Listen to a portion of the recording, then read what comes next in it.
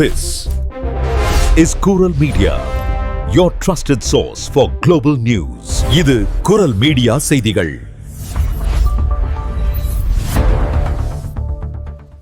இது குரல் மீடியாவின் இன்றைய பிரதான செய்திகள். செய்திகளை வாசிக்கும் நான் கோகுலநாதன் தமிழினி. முதலில் தலைப்புச் செய்திகள். பாரிஸில் வெற்றிகரமாக முடிவடைந்த இரு முக்கிய ரயில் நிலையங்களை இணைக்கும் புதிய பாதசாரி சுரங்கப்பாதை அமைக்கும் பணி. பிரான்சில் குறையும் பிறப்பு வீதம். ஓய்வூதிய செலவை சமாளிக்க ஓய்வு பெறும் வயதை அதிகரிக்க பரிந்துரை. பிரான்சில் ஜூன் மத்தியில் சுட்டரிக்கும் வெப்ப அலை உருவாகும் என பிரான்ஸ் வானிலை மையம் எச்சரிக்கை. பிரான்சில் பெண்களை ரகசியமாக புகைப்படம் எடுத்த அதிகாரி மனைவி அளித்த புகாரால் அதிர்ச்சி தகவல். பிரான்சின் ஸ்வெவ்ர பகுதியில் 40 வயதான 4 குழந்தைகளின் தாய் கணவரால் கத்தியால் குத்தி படுகொலை. கேபின் பயணப்பொதிகளுக்கு கட்டணம் வசூலிக்கும் புதிய நடைமுறை. பாரம்பரிய விமான நிறுவனங்களுக்கும் நீட்டிப்பு. பிரான்சில் பிரபல துரித உணவகங்களில் சட்டவிரோத குடியேறிகளை சுத்தம் செய்யும் பணியில் ஈடுபடுத்திய கும்பல் €1 மில்லியன் மோசடி. பிரான்சில் உடல் எடையை குறைக்கும் மருந்துகளுக்கு மருத்துவ காப்பீடு வழங்கும் திட்டம் இன்று முதல் அமுல். தொடர்வன விரிவான செய்திகள். பிரான்ஸ் தலைநகர் பாரிஸில் உள்ள கேர் டெ லெஸ்ட் மற்றும் கேர் டு நார்ட் ஆகிய இரு முக்கிய ரயில் நிலையங்களை இணைக்கும் புதிய பாதசாரி சுரங்கப்பாதை தோண்டும் பணிகள் தற்போது வெற்றிகரமாக முடிவடைந்துள்ளன. இதுவரை கேர் டெ லெஸ்ட் நிலையத்திலிருந்து கேர் டு நார்ட் நிலையத்திற்கோ அல்லது அதற்கு மாறாகவோ செல்ல வேண்டுமெனில் பயணிகள் நிலையத்தை விட்டு வெளியே வந்து மிகவும் பரபரப்பான ரூ லாஃபயட் சாலையை கடக்க வேண்டியிருந்தது. இன்னும் சில மாதங்களில் இது கடந்த கால நினைவாக மாறவுள்ளது.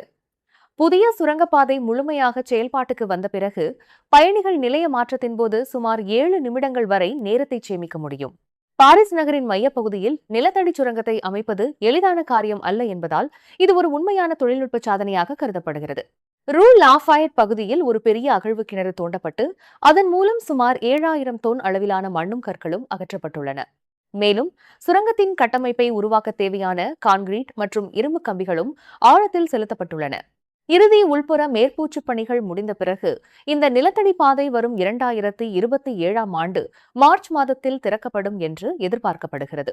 இது சார்ல்ஸ் டி கால் எக்ஸ்பிரஸ் சேவையின் தொடக்கத்துடன் ஒத்துப்போகும் வகையில் திட்டமிடப்பட்டுள்ளது என்பது குறிப்பிடத்தக்கது.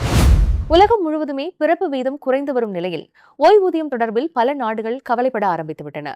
சமீபத்தில் பிரான்ஸ் அரசு குழந்தை பெற்றுக்கொள்ள இயலும் போதே பெற்றுக்கொள்ளுங்கள் என தன் குடிமக்களுக்கு ஆலோசனை கூறியிருந்தது.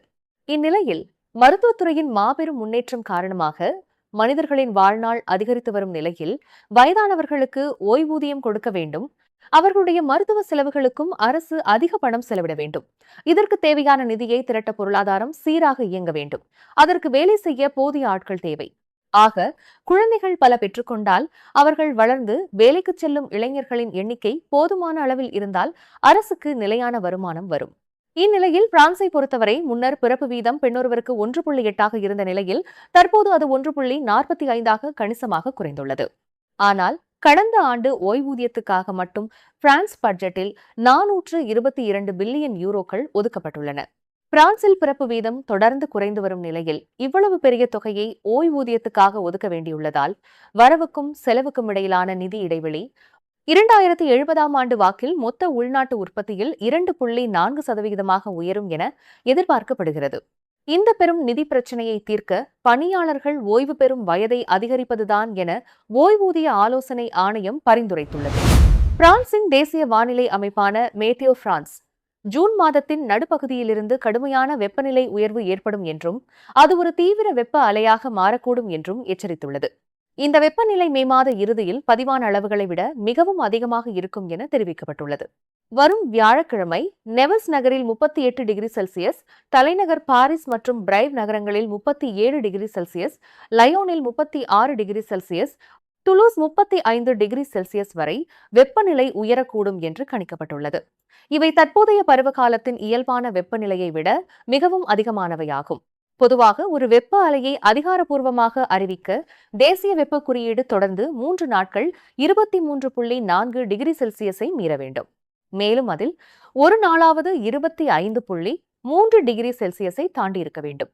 தற்போது குறுகிய இரவுகள் காரணமாக வெப்பநிலை இரவிலும் குறையாமல் அதிகமாகவே நீடிக்கும் என்பதால் இந்த குறியீடு மேலும் உயர வாய்ப்புள்ளதாக வானிலை மையம் தெரிவித்துள்ளது. இந்த வார இறுதியில் இடியுடன் கூடிய மழை பெய்தால் மட்டுமே வெப்பம் சற்று குறையக்கூடும் என எதிர்பார்க்கப்படுகிறது. விஞ்ஞானிகளின் கருத்துப்படி அடிக்கடி ஏற்படும் இவ்வாறான கடுமையான வெப்ப அலைகள் புவி வெப்பமயமாதலின் தெளிவான அறிகுறியாகும். எதிர்காலத்தில் இவை மேலும் அதிகரித்து நீண்ட காலம் நீடித்து மிக தீவிரமடையும் எனவும் எச்சரிக்கப்பட்டுள்ளது.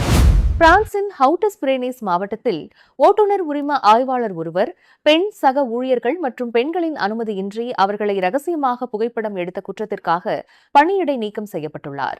கடந்த டிசம்பர் மாதம் முதல் இவர் இடைநீக்கம் செய்யப்பட்டுள்ளார். ஓட்டுநர் பயிற்சி பள்ளியை சேர்ந்த குறைந்தது 3 பெண் பயிற்றுவிப்பாளர்கள் இந்த நபர் மீது அதிகாரப்பூர்வமாக புகார் அளித்துள்ளனர்.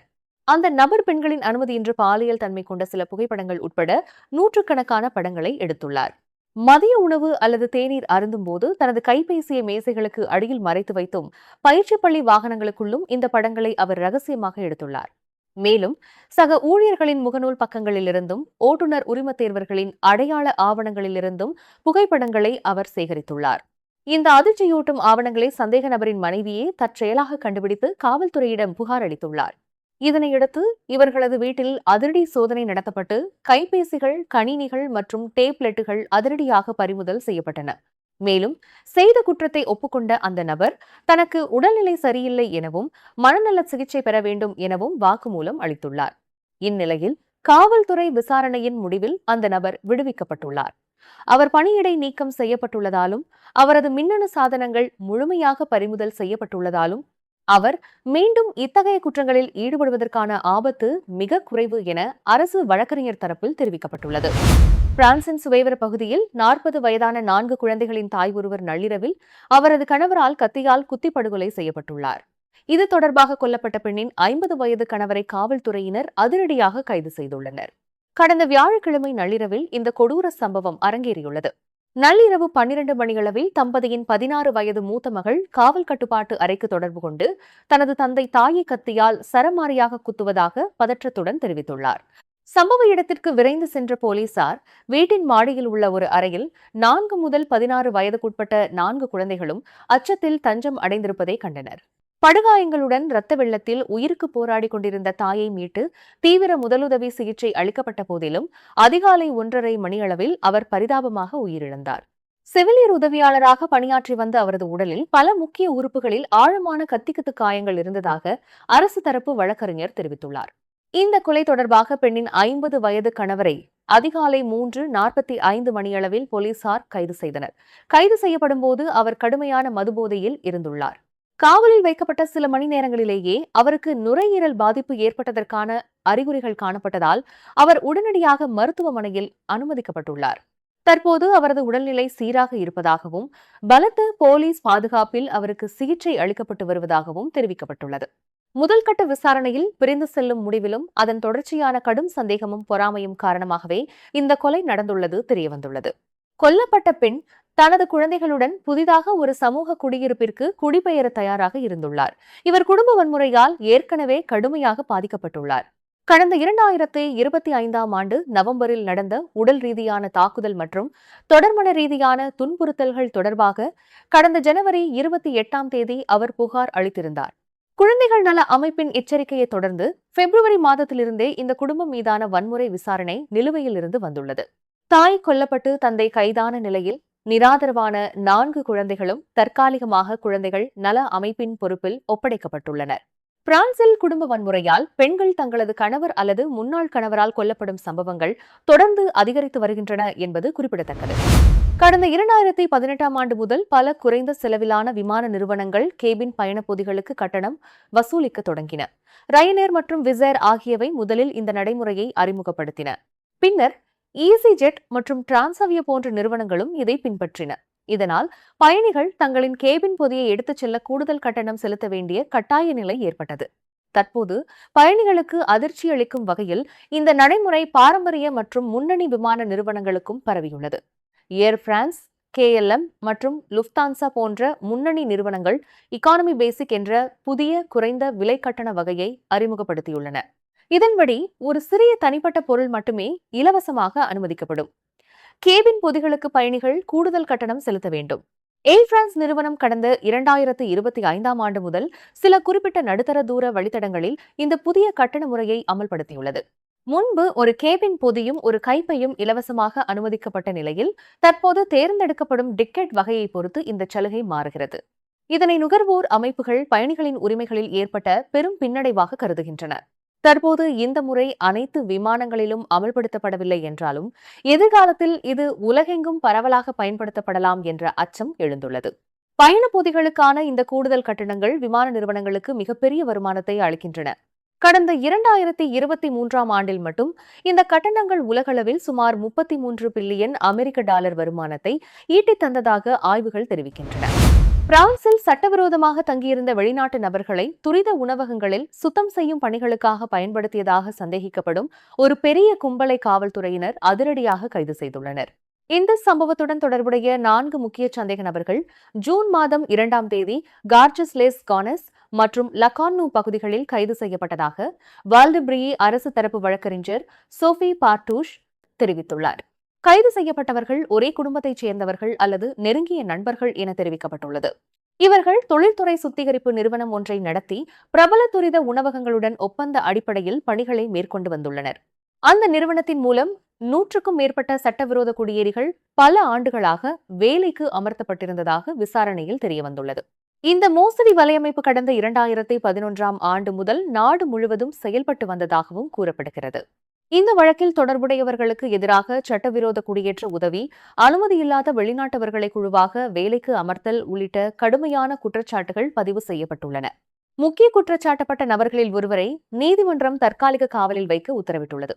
சமூக பாதுகாப்பு அமைப்புகள் மற்றும் வருமான வரித்துறைக்கு இந்த மாபெரும் மோசடியால் சுமார் 1 மில்லியன் யூரோக்கள் வரை பெருமளவு வருவாய் இழப்பு ஏற்பட்டிருக்கலாம் என அதிகாரிகள் மதிப்பிட்டுள்ளனர்.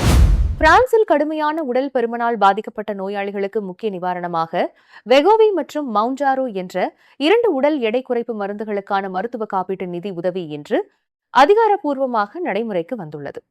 இதுவரை நோயாளிகள் தங்களது சொந்த செலவில் மாதத்திற்கு 100கணக்கான யூரோக்கள் செலுத்தி வந்த நிலையில் இனி குறிப்பிட்ட தகுதிகளை பூர்த்தி செய்பவர்கள் இந்த மருந்துகளுக்கான செலவில் 65% வரை திருப்பி செலுத்தும் சலுகையை பெற முடியும். வெகோவி எனப்படும் செமக்ளூடைட் மற்றும் மவுண்டாரோ எனப்படும் டிசபடைட் ஆகியவை பசியை குறைத்து உடல் எடையை கட்டுப்படுத்த உதவும் GLP-1 வகை மருந்துகளாகும். இந்த மருத்துவ காப்பீட்டு சலுகை BMI அதாவது உடல் நிறை குறியீடு எண் 40 அல்லது அதற்கு மேல் உள்ளவர்களுக்கும் 35 அல்லது அதற்கு மேலிருந்து நீரிழிவு மற்றும் உயர் இரத்த அழுத்தம் போன்ற இணை நோய்கள் உள்ளவர்களுக்கும் வழங்கப்படும் என அறிவிக்கப்பட்டுள்ளது. மேலும் உணவு கட்டுப்பாடு மற்றும் உடற்பயிற்சி மூலம் குறைந்தது 6 மாதங்கள் முயற்சி செய்தும் போதிய எடை குறைப்பு ஏற்படாதவர்கள் மட்டுமே இந்த திட்டத்தின் கீழ் பயன்பெற முடியும். இதற்கான ஆரம்ப பரிந்துரை உடல் பருமன் சிகிச்சை நிபுணர்கள் அல்லது சிறப்பு மைய மருத்துவர்களால் வழங்கப்பட வேண்டும் என்றும் பின்னர் பொது மருத்துவர்கள் மூலம் சிகிச்சையை தொடர முடியும் என்றும் சுகாதார அதிகாரிகள் தெரிவித்துள்ளனர்.